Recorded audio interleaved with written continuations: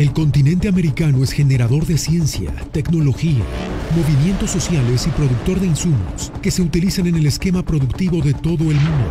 Con todo esto, América es generadora de importantes noticias. Magnética FM y Voz de América presentan Buenos Días América, el informativo más completo y trascendente de este continente. Bienvenidos. Buenos Días América. Good morning, America. Bienvenidos.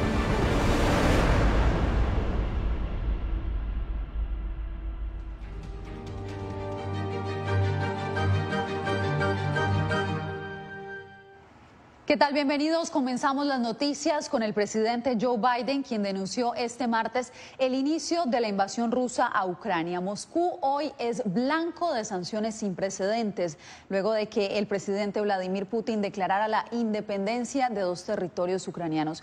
Nos conectamos a esta hora con Diva Lizeth Cash.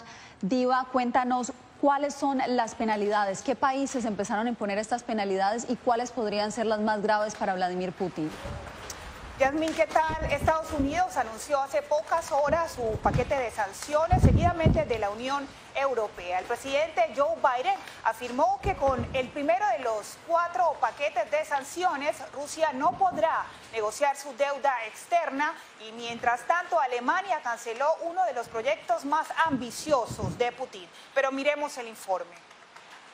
Este es el comienzo de una invasión rusa a Ucrania. Al denunciar categóricamente como una invasión las acciones del mandatario ruso Vladimir Putin hacia Ucrania, el presidente Joe Biden anunció este martes un primer paquete de bloqueo a instituciones financieras rusas y su banco militar, además de sanciones integrales sobre la deuda soberana rusa.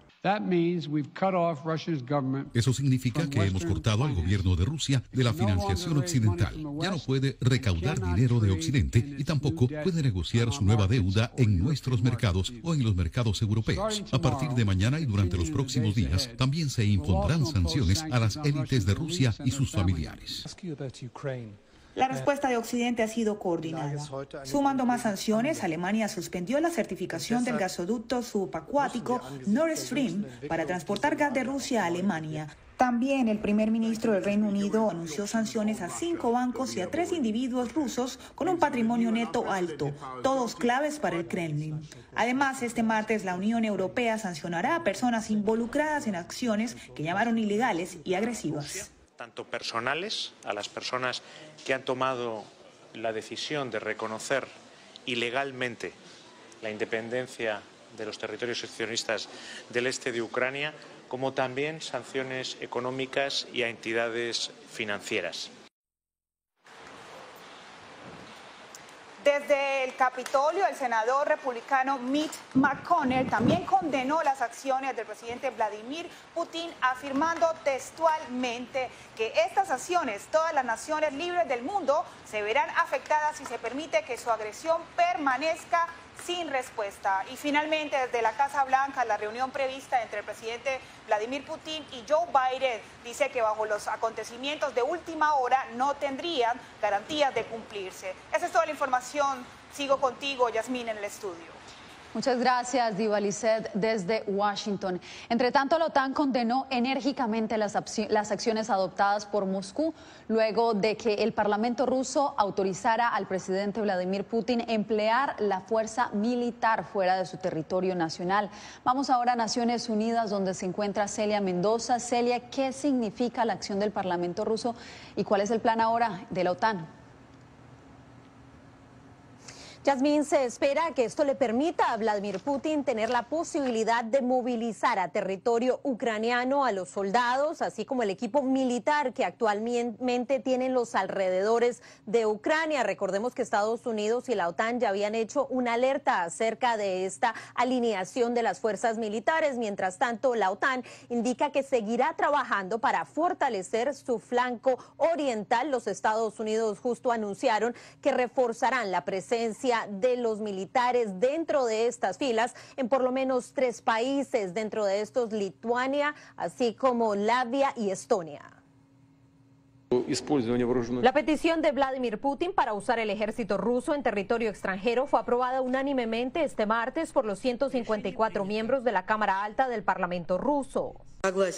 Damos nuestro permiso para el uso de estas fuerzas. Consideramos que son fuerzas de mantenimiento de la paz destinadas a preservar la paz y la estabilidad en los territorios de las repúblicas populares de Donetsk y Lugansk. Un acto que se da en medio de la condena del secretario general de la OTAN a la violación de la independencia y soberanía territorial de Ucrania. Moscú ha pasado ahora de los intentos encubiertos de desestabilizar Ucrania a la acción militar abierta. Esta es una grave escalada por parte de Rusia y una flagrante violación del derecho internacional. Denuncias que se escucharon en el Consejo de Seguridad de la ONU el lunes por la noche durante la sesión de emergencia sobre Ucrania.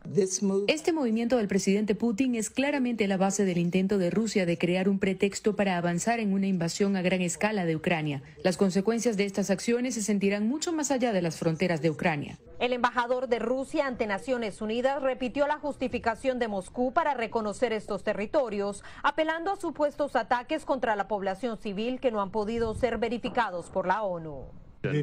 Se hizo para proteger y amparar a esas personas, y eso es más importante que todas sus amenazas. Esta es una crisis creada solo por Rusia. Elogiamos a Ucrania por su moderación al no responder a las repetidas provocaciones de Rusia.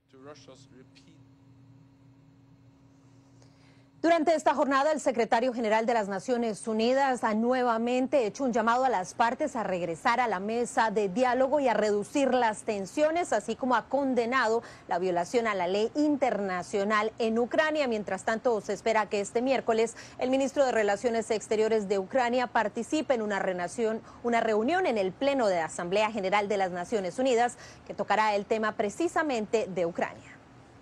Celia, muchas gracias. Y mientras la tensión continúa a lo largo de la frontera entre Rusia y Ucrania, La Voz de América recorrió varias ciudades fronterizas junto a soldados ucranianos, quienes viven de primera mano el aumento drástico de las continuas violaciones del Acuerdo de Minsk. Jorge Agobián con el reporte. De esta manera operan los soldados ucranianos en los pueblos cercanos a la frontera con Rusia. La Voz de América siguió sus pasos, mientras una bomba detonaba en la pequeña población de Novoluganska. Mientras tanto, en la capital de Ucrania, este martes decenas protestaban frente a la embajada de Rusia. Lo hacían en rechazo del reconocimiento del Kremlin a la independencia de dos territorios controlados por separatistas. Pero mientras más cerca de la denominada línea de contacto, más notable es la angustia de la gente. Para los ucranianos, esa línea de contacto es simplemente lo que separa el territorio controlado por el gobierno de Ucrania y el que técnicamente es ucraniano, pero es manejado por grupos separatistas respaldados por Rusia. Novoluganska está en ese grupo. Allí muchos edificios y negocios han estado abandonados durante años, y para los pocos habitantes que quedan, la violencia se ha convertido en la norma. A 5 kilómetros de la frontera con Rusia, en el pueblo de Kosacha-Lokan, las opiniones sobre la situación actual tienen distintos matices. Muchas familias hablan ruso y tienen parientes que viven al otro lado de la frontera, pero el comercio y los viajes se han reducido desde que comenzó el conflicto en 2014, lo que ha provocado que las empresas locales se hayan reducido aproximadamente un 50%. Cuando la gente venía de Rusia, todas las tiendas vendían más. Ahora es mucho menos. Además, mucha gente tiene familiares en Rusia a los que no pueden visitar. Es muy triste. Los lugareños dicen que las familias de esta ciudad también suelen estar divididas entre partidarios de Rusia y de Ucrania. Pero con la región fronteriza al borde de la guerra, muchos aseguran que están unidos en la necesidad de paz y seguridad. Jorge Agobián, Voz de América. Alemania fue uno de los países que respondió con sanciones económicas a las acciones de Moscú al suspender la certificación del gasoducto Nord Stream 2. En el siguiente reporte, Alonso Castillo nos explica por qué es importante este canal de suministro de gas natural. 1.230 kilómetros mide el gasoducto submarino que va desde Rusia hasta Alemania y de ahí el gas natural se distribuiría al resto de Europa. La obra está finiquitada, pero este martes Alemania suspendió la certificación necesaria para operarla. Le dijo a La Voz de América el economista Jeffrey Schott del Instituto Peterson de Economía Internacional. El gas no puede fluir hacia Alemania por este gasoducto que no afecta el suministro de gas en el mercado europeo hoy en día. La certificación no se esperaba hasta la segunda mitad de este año, pero sí tiene implicaciones para los debates europeos sobre seguridad energética. Los 110.000 millones de metros cúbicos de gas al año que se trasladarían con el gasoducto ahora penden de un hilo, por lo que el experto destacó la necesidad de impulsar una transición a los combustibles no fósiles. Creo que señala la necesidad de avanzar más rápido hacia la inversión y la transición hacia los combustibles no fósiles y a corto plazo analizar las opciones para aumentar las importaciones en Europa de proveedores de gas natural líquido como Estados Unidos. El gasoducto es muy relevante para las finanzas de la empresa rusa Gazprom, ya que duplicaría la cantidad de gas que fluye de ese país a Alemania. Pero también es importante para Europa, ya que casi la mitad del gas es suministrado por Rusia. La preocupación es si las actividades militares o los cálculos políticos en Moscú provocarán interrupciones en el suministro de gas a través de los oleoductos ucranianos. Alonso Castillo, Voz de América, Miami. En otra información, en México inició la primera Brigada Internacional de Búsqueda de Migrantes Desaparecidos. Alrededor de 180 personas llegaron desde varios países con la esperanza de encontrar noticias de sus familiares. Javier Egar nos reporta. ¿Dónde están nuestros hijos? ¿Dónde están? Por donde pasan, dejan las fotos de sus desaparecidos. Les pedimos, por favor, un momentito de su tiempo para compartir a nuestros hijos y que los vean. Son madres, hermanas, esposas e hijas. Vienen de 13 países apoyadas por 180 mujeres de 22 colectivos en México. Tenemos familiares que vienen a buscar desde Sudamérica, Perú, Lima, Colombia, El Salvador. Entonces, no estamos solos. Vengo de Colombia buscando a mi hija, a Vanessa Uribe Calderón. Es una búsqueda inalcanzable. Ruth es salvadoreña. Cree que su hijo puede estar en Tijuana. Empecé a circular esta nota en las páginas de México, en Tijuana, y pues cuando yo lo miré, yo dije, este es mi hijo. La buena noticia para estas madres es que en la primera búsqueda hallaron 2 osamentas en el sector La Mesa, a más de 20 kilómetros de Nogales. La participación de las familias pues es muy activa, esa siempre va a estar, y creo que pues trabajar todos en conjunto podemos lograr más. México es un país de desaparecidos. Oficialmente se habla de 95.000 desde los años 60 a la fecha. Tan solo entre 2018 y 2020 han desaparecido 1.217 personas en Sonora, un estado de la frontera que también tiene gran número de cuerpos recuperados en fosas clandestinas. Javier Egar, Voz de América, México. En una histórica decisión, la Sala de la Corte Constitucional de Colombia despenalizó la interrupción voluntaria del embarazo hasta los 6 meses de gestación. Yair Díaz nos dice que esta medida ha generado todo tipo de reacciones. Centenares de mujeres en Colombia celebraron la decisión histórica de la Corte Constitucional que despenaliza el aborto hasta con 24 semanas de gestación. Ganamos las mujeres porque la Corte ha dado un fallo histórico. Esto es muy importante porque elimina todas las barreras que estábamos teniendo las mujeres para acceder a este derecho. La decisión generó polémica. El presidente Iván Duque rechazó el fallo emanado por los magistrados de la Sala Plena de la Corte. Aquí realmente estamos ante una decisión que atañe a toda la sociedad colombiana y 5 personas no pueden plantearle a una nación algo tan atroz como permitir que se interrumpa una vida hasta los 6 meses de gestación. En otra orilla se encuentra el exministro de Salud y precandidato presidencial Alejandro Gaviria, quien celebró la sentencia y destacó que Colombia es el primer país de América Latina que autoriza el proceso hasta con 6 meses de embarazo. Es un triunfo de las mujeres de Colombia, de la sociedad civil, de la salud pública también y del país entero. Este fallo eliminará algunas de las barreras existentes. Colombia también mantiene las otras 3 causales de aborto cuando corre riesgo la salud o la vida de la mujer, si el feto presenta malformaciones o si es fruto de violación o incesto. Yair Díaz, Voz de América, Bogotá. En breve, el informe de la misión de observación de la Unión Europea sobre las elecciones regionales en Venezuela.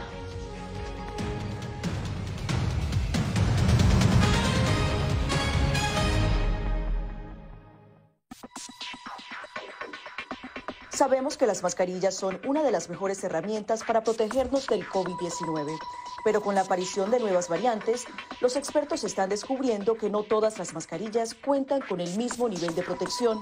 Las mascarillas de respiración, como por ejemplo la N95 y la KN95, son las que brindan el máximo nivel de protección contra todas las variantes de COVID-19. Las mascarillas N95 son certificadas en Estados Unidos y tienen correas que van alrededor de la cabeza, mientras que las mascarillas KN95 se fabrican en China y cumplen las normas creadas por ese país.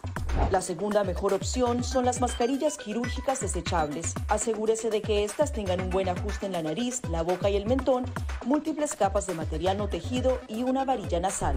Si no tiene otra opción, use una mascarilla de tela de por lo menos 2 capas y sin válvulas de ventilación u otras aberturas.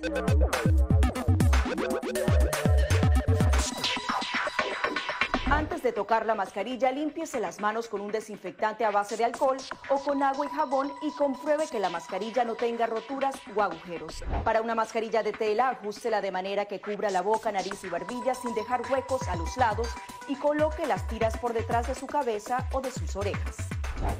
Para una mascarilla médica, verifique qué lado de la mascarilla corresponde a la parte superior. Este suele ser el lado que tiene la tira de metal.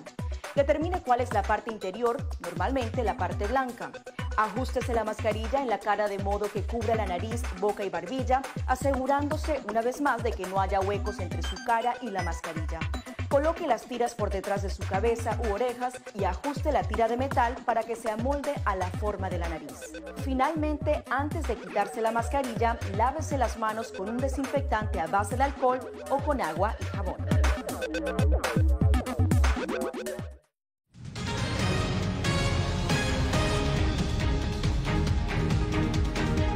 La misión de observación electoral de la Unión Europea emitió hoy su informe final sobre las elecciones regionales celebradas en Venezuela en noviembre del año pasado.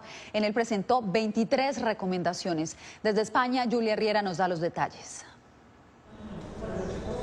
3 meses después de las elecciones regionales en Venezuela, la Unión Europea presentó el informe preparado por la misión de observación que siguió el proceso electoral. En una rueda de prensa virtual, la eurodiputada portuguesa Isabel Santos destacó varios aspectos a mejorar de cara a próximos comicios.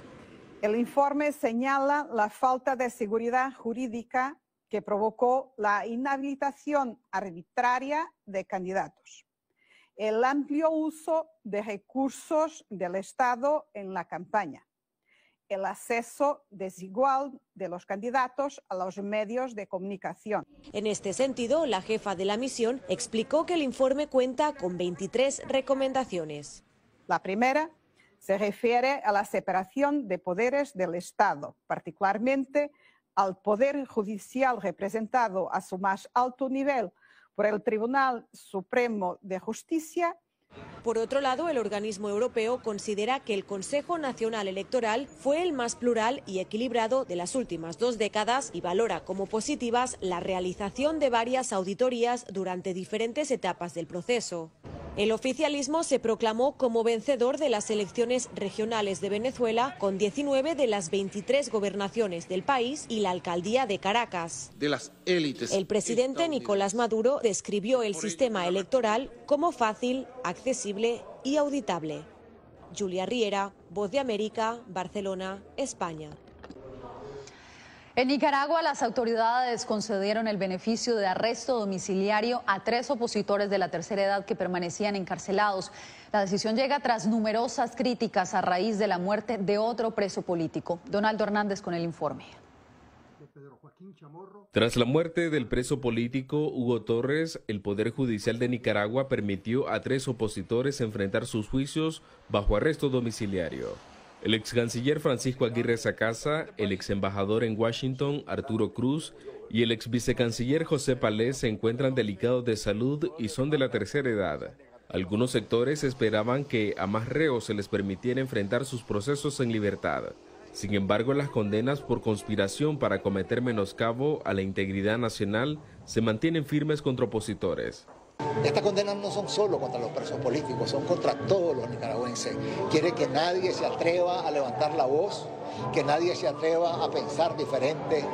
De hecho, este lunes el mandatario nicaragüense Daniel Ortega denunció que los sentenciados supuestamente solicitaron sanciones contra su administración. Son mecanismos de agresión económica. Ante la negativa de Managua de liberar a los más de 170 presos políticos, Estados Unidos valora eliminar la exportación de azúcar de Nicaragua a su país, mientras diputados del Parlamento Europeo buscan sanciones contra los jueces que condenan a opositores. Tenemos la mirada puestos en el pueblo nicaragüense, que para nosotros es parte también de nuestro objetivo como europeos. No obstante, estas presiones de la comunidad internacional son calificadas por funcionarios del gobierno de Daniel Ortega como injerencistas e intervencionistas. Donaldo Hernández, Voz de América. En Argentina comenzó el primer juicio por abuso sexual de Gustavo Sacheta, un obispo considerado cercano al Papa Francisco y que fue asesor de patrimonio en el Vaticano. En esta primera audiencia, que se realizó a puerta cerrada, Sacheta, de 57 años, negó las acusaciones que lo señalan de cometer abuso sexual. En el 2018, un año después de asumir un alto cargo en el Vaticano, al menos 2 seminaristas lo denunciaron por presuntos abusos que habrían ocurrido entre el 2014 y el año 2015. Usted quédese porque más adelante la nueva variante del COVID-19 que se propaga por varios estados de Estados Unidos.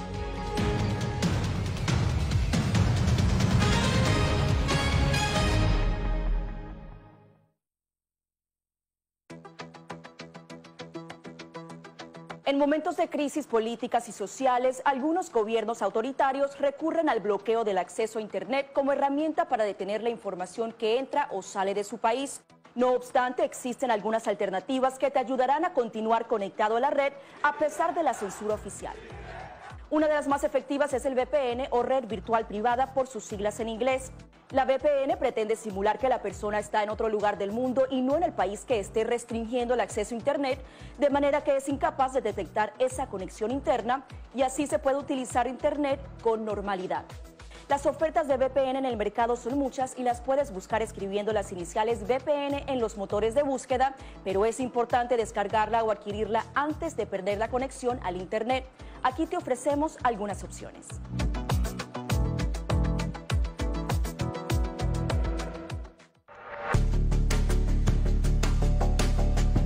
Durante el brote del COVID-19, los estafadores pueden tratar de aprovecharse de personas vulnerables a través de diversos métodos que van cambiando con frecuencia. Es posible que lo contacten por teléfono, correo electrónico, mensajes de texto, correo postal o redes sociales.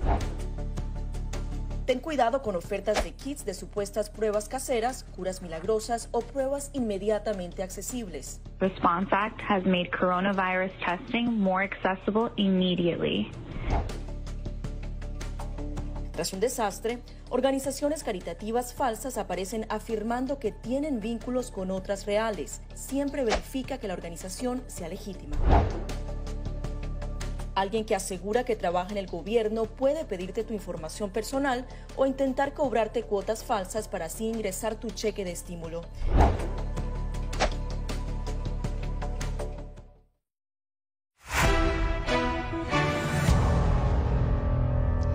Una subvariante del coronavirus causa preocupación entre autoridades sanitarias en Estados Unidos. José Pernalete nos tiene todos los detalles. La cepa BA.2 de la variante Omicron genera preocupación entre los expertos de salud pública de Estados Unidos. Este linaje del SARS-CoV-2 ha demostrado ser 30% más contagioso que la variante original. De acuerdo con científicos de la Fundación Rockefeller, las infecciones nuevas aumentaron un 8% en todo el país durante un periodo de 2 semanas. Para la Organización Mundial de la Salud, esta variante y sus versiones son objeto constante de observación. Omicron, esta variante de preocupación, tiene varios sublinajes: BA.1, BA.1.1, BA.2 y BA.3. La mayoría de las secuencias que están disponibles de Omicron son BA.1, pero estamos viendo tendencias crecientes de BA.2. Esta tiene una ligera ventaja, una ventaja de crecimiento sobre BA.1. Los Centros para el Control y la Prevención de las Enfermedades estiman que de costa a costa en la nación, esta subvariante es responsable del 4% del total de nuevas infecciones. La sugerencia de los especialistas es aguardar por más resultados sobre la diseminación de este linaje antes de autorizar mayor liberación de restricciones. Expertos de la Universidad de Massachusetts sugieren que esta versión del virus puede evadir con mayor facilidad del sistema inmunológico, variable que podría impulsar un incremento de nuevas infecciones y por lo tanto una nueva oleada. José Pernalete, Voz de América, Miami. Cuando volvamos, el golazo de la Selección Nacional de Fútbol Femenino por la igualdad salarial en Estados Unidos.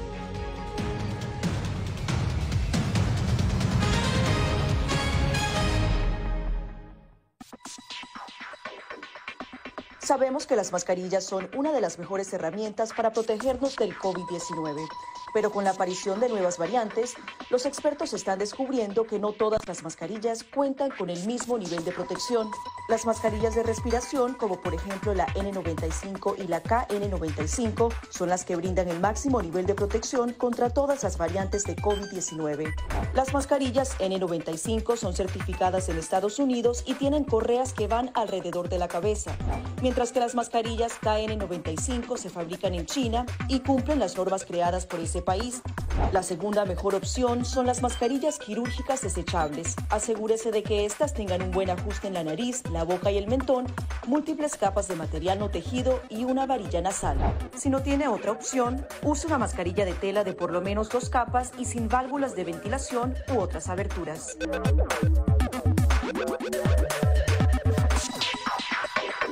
Antes de tocar la mascarilla, límpiese las manos con un desinfectante a base de alcohol o con agua y jabón y compruebe que la mascarilla no tenga roturas o agujeros. Para una mascarilla de tela, ajústela de manera que cubra la boca, nariz y barbilla sin dejar huecos a los lados y coloque las tiras por detrás de su cabeza o de sus orejas. Para una mascarilla médica, verifique qué lado de la mascarilla corresponde a la parte superior. Este suele ser el lado que tiene la tira de metal. Determine cuál es la parte interior, normalmente la parte blanca. Ajústese la mascarilla en la cara de modo que cubra la nariz, boca y barbilla, asegurándose una vez más de que no haya huecos entre su cara y la mascarilla. Coloque las tiras por detrás de su cabeza u orejas y ajuste la tira de metal para que se amolde a la forma de la nariz. Finalmente, antes de quitarse la mascarilla, lávese las manos con un desinfectante a base de alcohol o con agua y jabón.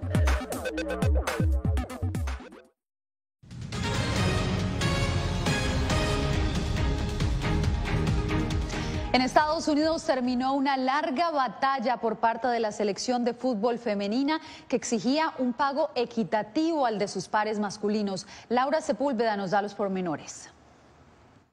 Fueron 6 años de batalla de las jugadoras del equipo de fútbol de Estados Unidos para que el pago percibido fuese equitativo respecto a sus pares masculinos. La suma de $24 millones será compartida entre las actuales y antiguas integrantes del equipo como una indemnización retroactiva, lo que viene de la mano con la posibilidad de lograr un salario igualitario al que reciben los hombres en el mismo deporte.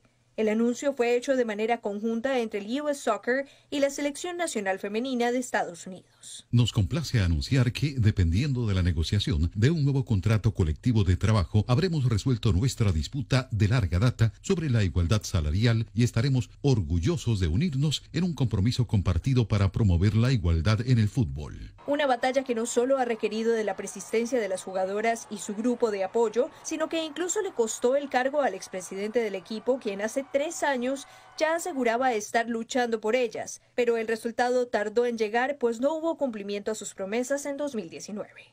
Hoy, en nombre de todos nosotros en US Soccer, quiero decir, los escuchamos, creemos en ustedes y estamos comprometidos a hacer lo correcto a su lado. La jugadora Alex Morgan celebró el acuerdo en su cuenta de Twitter. Es un día histórico para nosotras. Han sido años y años de lucha por la igualdad dentro de nuestro deporte. Hoy lo logramos con US Soccer. Según el comunicado, el acuerdo busca también promover oportunidades para las niñas y las mujeres en los Estados Unidos y en todo el mundo.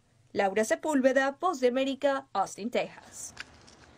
Y un grupo de paleontólogos encontraron un fósil casi entero de un enorme reptil volador de hace 170 millones de años.